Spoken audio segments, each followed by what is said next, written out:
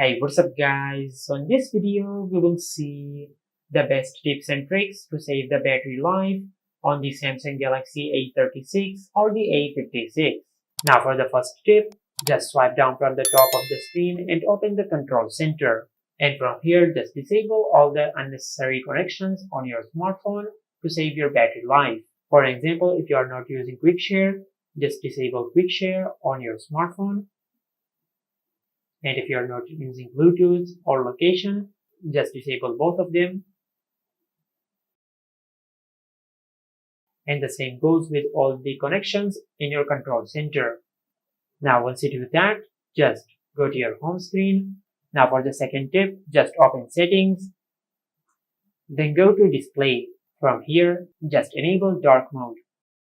After that, just go to motion and smoothness. And instead of adaptive, just select standard. Then tap on apply. Now for the third tip, just go back and go to battery.